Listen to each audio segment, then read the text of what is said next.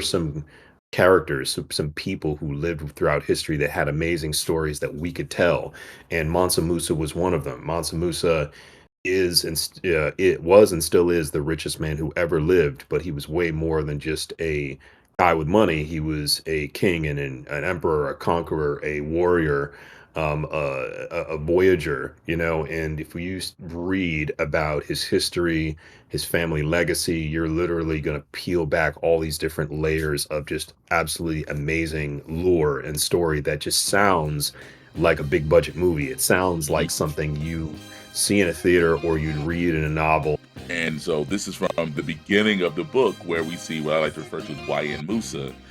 He's been doing that. He's been putting that work in. And so it's been a big fight, a Donnybrook, a practice, a melee, if you will. And this is him standing victorious.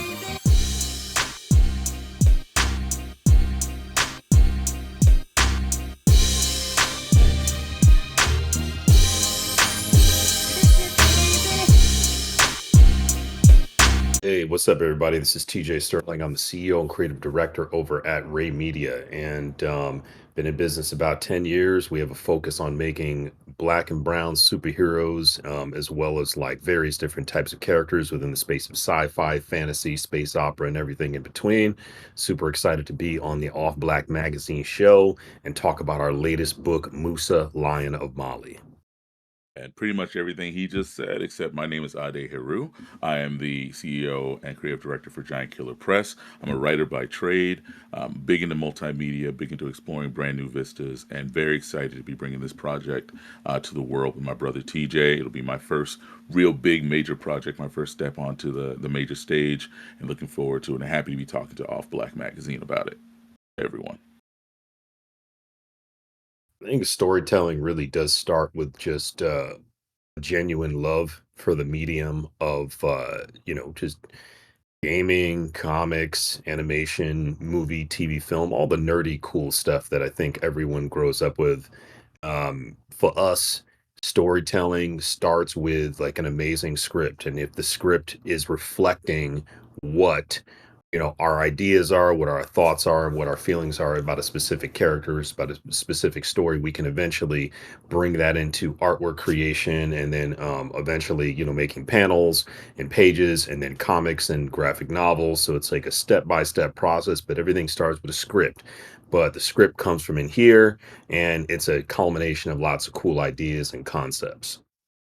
Oh, absolutely. Absolutely. So ultimately, storytelling is about getting that idea and that point across, right? Like you want to be able to let people see what's going on inside of your head. And I think that's what a lot of creatives struggle with is getting across that barrier.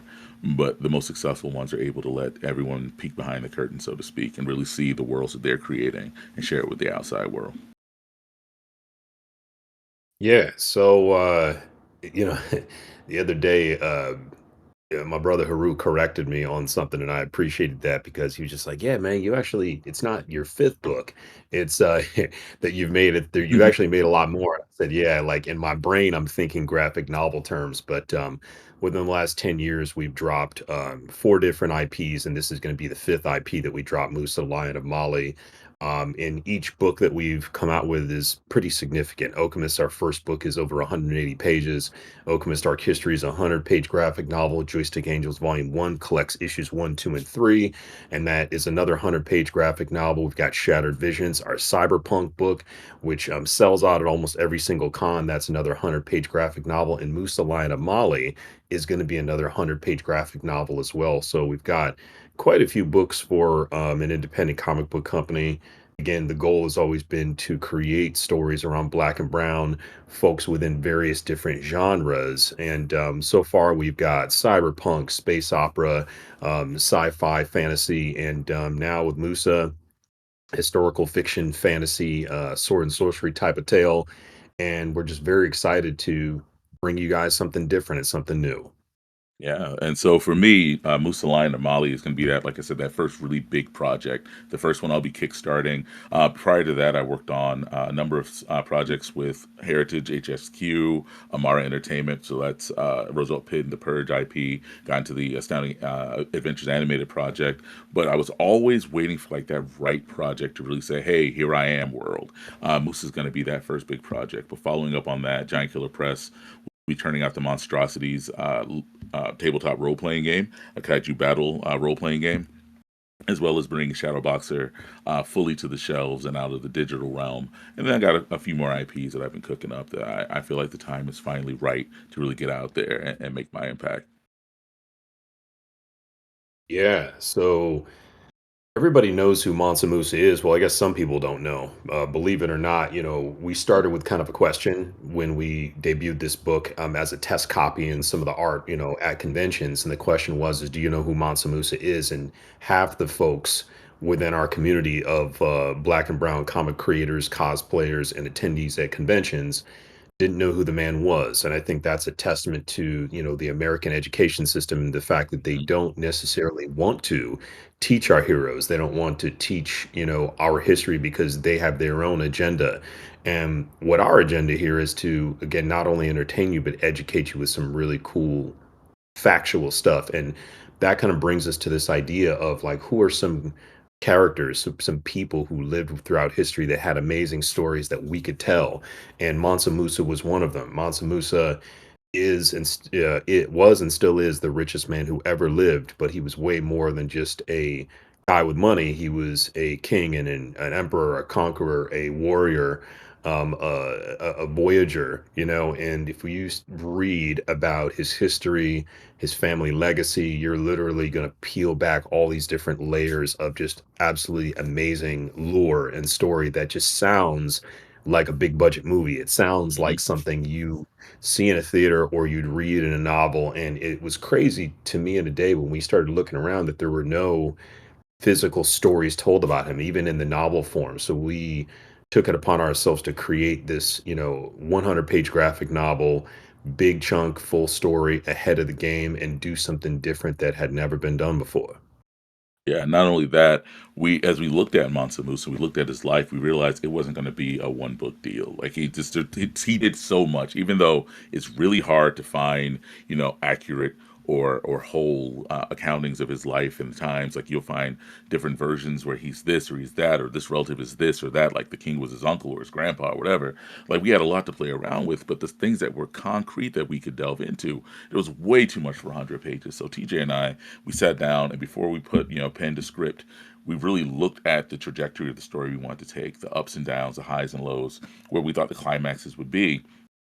I realized we had so much story that when you look at the cover, it's going to say Musa Lion of Mali, book one. And this 100 pages is our first 100 pages of what we're planning to, at the minimum, be a 500-page epic. So we're going to look at the first book at young Musa when he's young. He's being adventurous. He's living and dying by the sword. And we're also going to delve into a lot of the mysteries and a lot of the mysticism that we've imparted on this setting. And so in the first book, you're going to see him really come into his own as a hero, kind of go through that hero's journey.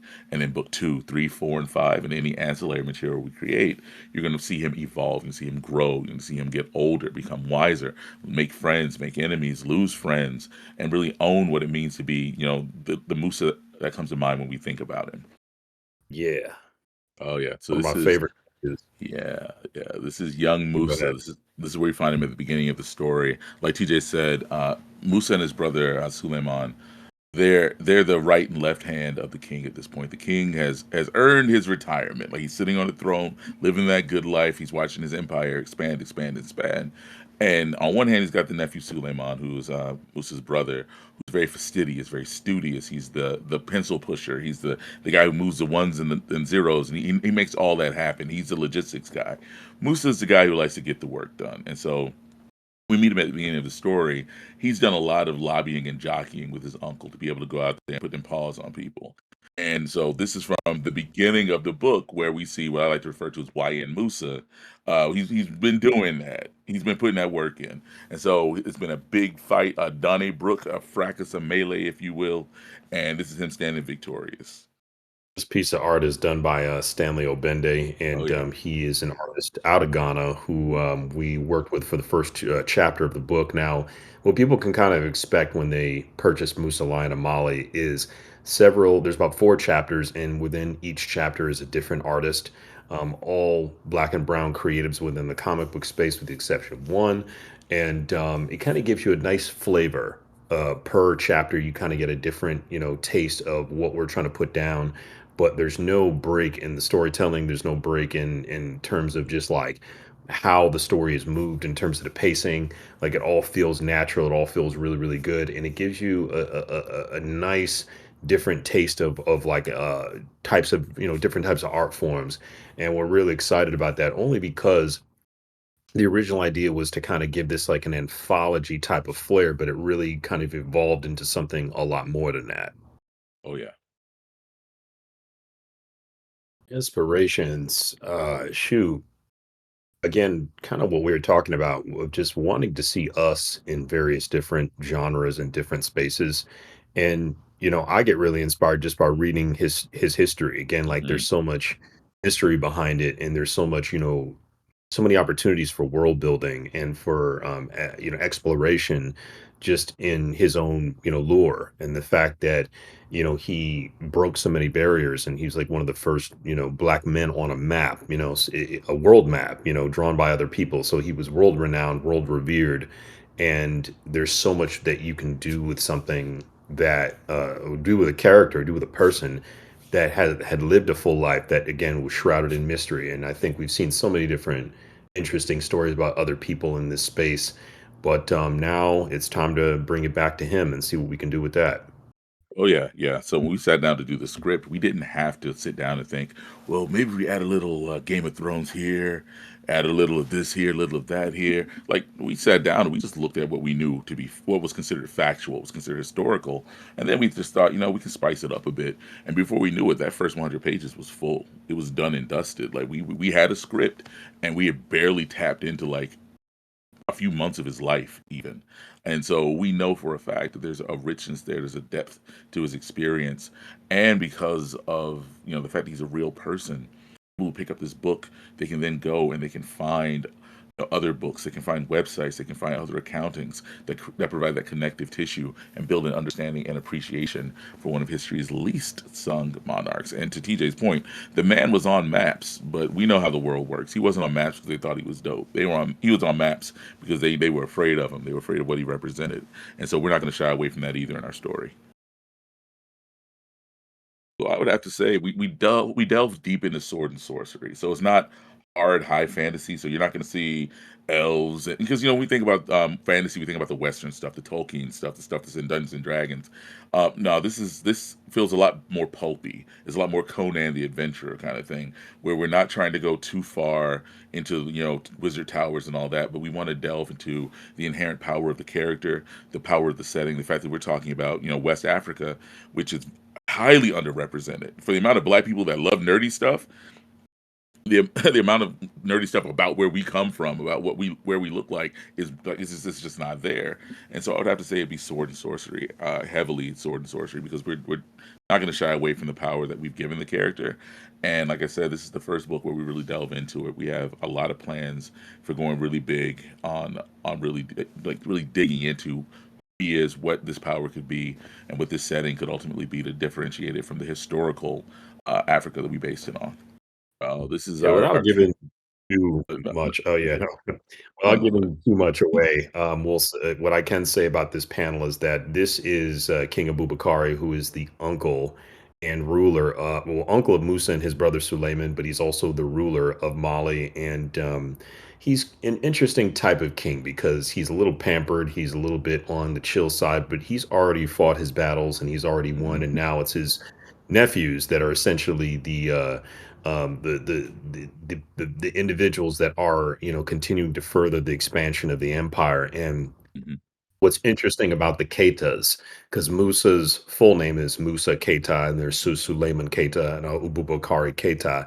It is a very, very well known name, and that stretches back for thousands of years. It's a a dynasty, if you will, of rulers and amazing men and women who lived in West Africa. And Bubakar in the story is the ruler, is the king, but he's got a special ability that not many people have. Only Musa may have this ability. And I don't want to tell exactly what it is, but he can, through this image, you can kind of see he's able to project and see pieces of things that are going on throughout the kingdom.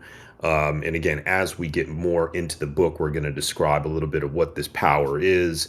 And to Haru's point earlier, when you talk about sword and sorcery, there's got to be a little bit of magic in there, just a touch. And this is kind of the manifestation of that in this particular page. Yep, it's his right to rule made manifest.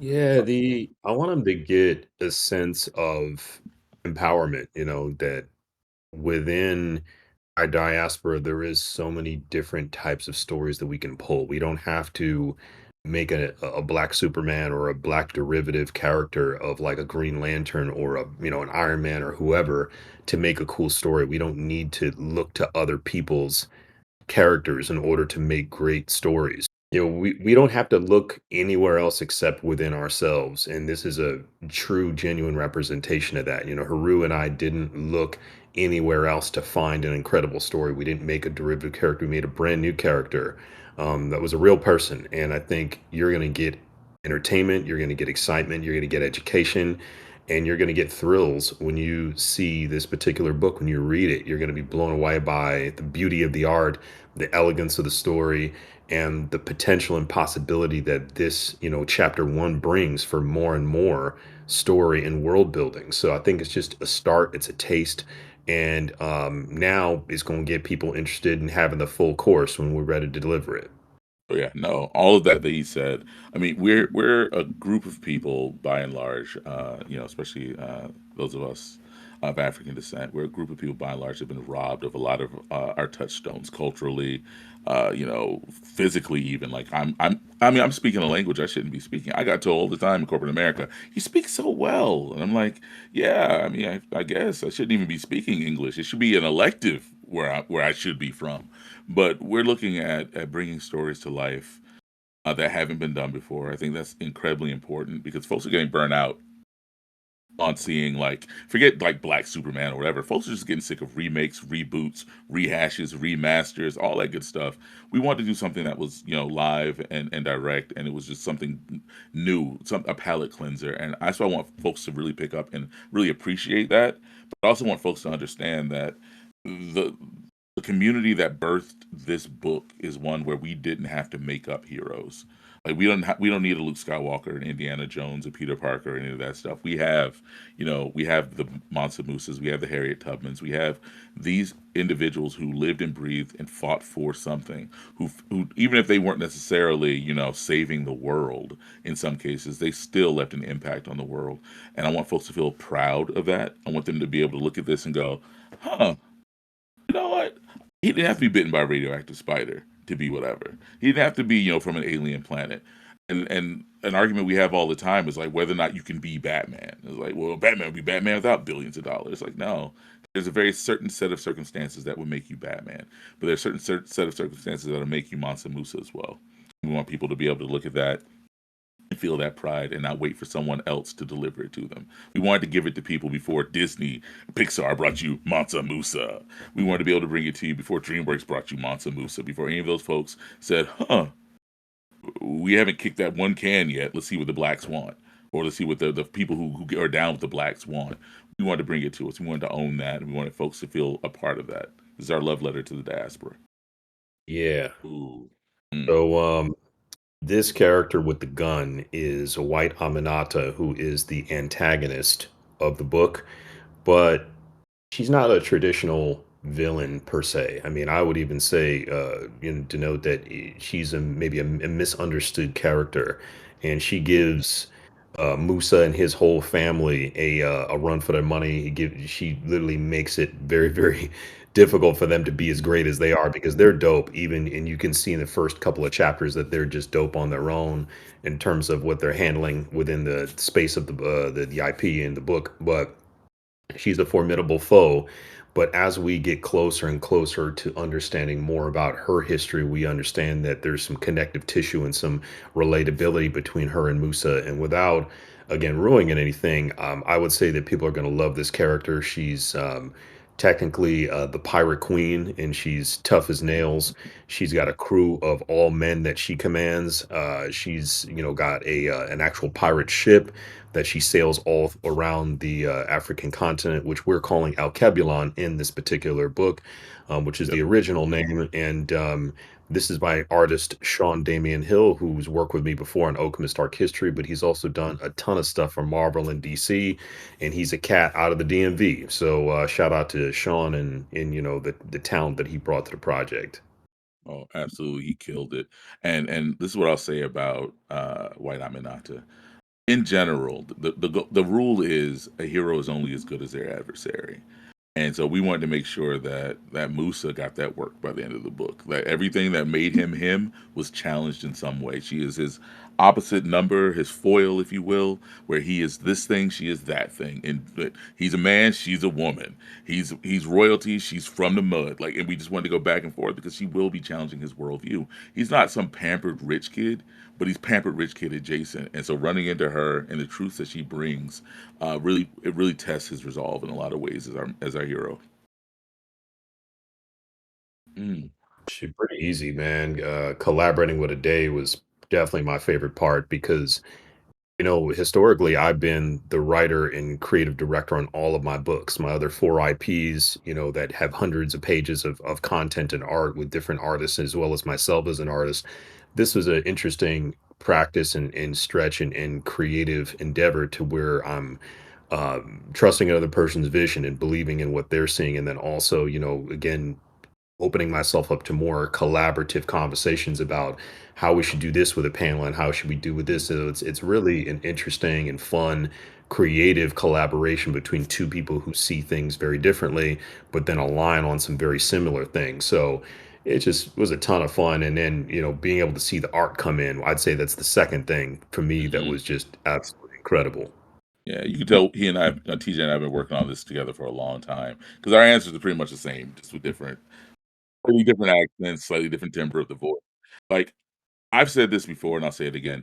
This project, I don't think I would do this project with anyone other than TJ Sterling. So, and I've worked with a lot of really talented people. I've done some consulting, I've done some ghostwriting, I've done all that. But when TJ came to me and said, "Hey, I want to make this thing happen," he had already proven to me as a fan of his work, as a dude who wanted to collaborate with him, that he would be able to go from start to finish and make this thing possible. And so to be able to meet week after week, and we met at a regular cadence. We were meeting, we would just hash it out and hammer it out. We talked about the things we were interested in, the people we really wanted to work with. I've said before, I'll say it again, like that's how I think it should go. And so for someone like myself who's kind of been hesitant about putting myself out there in this space, this is the best possible experience to really get me excited. Like, so at the beginning of the conversation, I'm like, yeah, Musa is the one I'm doing now, but now I'm really hype about this and about that. I don't think I could say that if I hadn't had the experience of working with TJ and Rae Media, being able to sit down with them, being able to talk about the business, be able to talk about like who's the best to work with, how do you really finesse this conversation so that you allow them to feel appreciated. And as a guy who's been in corporate America as long as I have, I had a very different mindset. Like people were resources. Like I need to get through the project, gotta maintain the budget. But he helped me really appreciate that there can be this kind of Venn diagram between the supply and the demand, loving what we do and being able to do it at a professional level. So being able to talk to TJ week after week, month after month, and at that point, like year after year, to really bring this to everyone, that was it. That was it. That was the best part. If I could redo any of it, it'd be that part. And just go back and make it happen again. Oh yeah. Yeah, this is Sean again, in a slightly different scene where Musa starts to kind of feel the spiritual connection of his abilities, and he's obviously seeing something within the moment. Now, again, this page is a precursor to something that happens right afterwards. That again, if we talked about too much of it, we'd ruin it. But Mm. I will say that again, Moose's connection to the divine comes from his uncle. It's again passed down, and we really had a fun time on this page, just writing it, but also seeing it come to life. Because again, Mhm. this is supposed to capture. a lot of that magic, that mysticism, that lure, and that, just that ethereal experience of what art can do, and the mystery behind it too. It does make people think. And this one actually was kind of going a little viral when we were posting it on social earlier, because a lot of people were curious, like what is he doing? Is Mhm. this it was the sword powerful? Like everybody wanted to know. And I guarantee you, when you guys check out this book, you're gonna be very, very surprised and blown away by some of the twists and turns that this story takes. Again, it's a 100-page graphic novel, 4 chapters, 4 different artists, some incredible stories, some great cover art, and the book is done. When you guys back Mhm. to Kickstarter, or if you're watching this video after the 28th of November, you're going to be able to get this book. It's essentially a glorified pre-order. You're going to be able to get the book before anybody else, and you're going to get it within 30 to 60 days guaranteed. So we're very, very confident and excited for you guys to experience this book and the characters as a whole.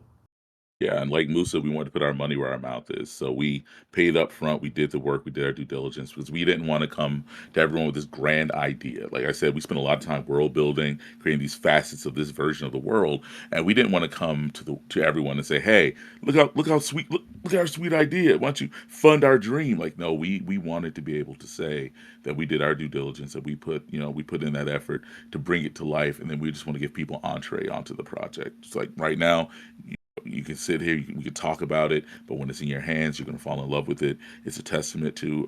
I'm proud of the work we put into it. I'm proud that this is like my first really big mainstream indie project, which I know is a bit oxymoronic, but I'm also really proud to have worked with the folks we worked with, starting with TJ. But then if you look at this page, as a writer, I pride myself on my ability to just create these vistas in my mind, and I just kind of freeze them in place, and I'm like, that's what that looks like. God, I'm great. That's what that looks like. And page after page after page in this book, I've been like, I don't know jack shit about any of this. Like, I'll write the script, we'll hand it off, they'll bring it back. Go, oh, wow. And it'll go to inking, then it'll go to coloring. I'm like, oh, yeah, all right. So, okay, cool. I ain't know jack shit about this. Like, this page was one that I shared this week on my own accounts because I just love it so much. It was the one. It feels like that moment in a trailer, where you're really just like selling, like or like a Legend of Zelda moment. Like he's pulling the Master Sword out. You're like, oh, that's what's going on. Now I'm not saying that's what's happening here because you got to pick up the book just to see fully what's manifesting for him.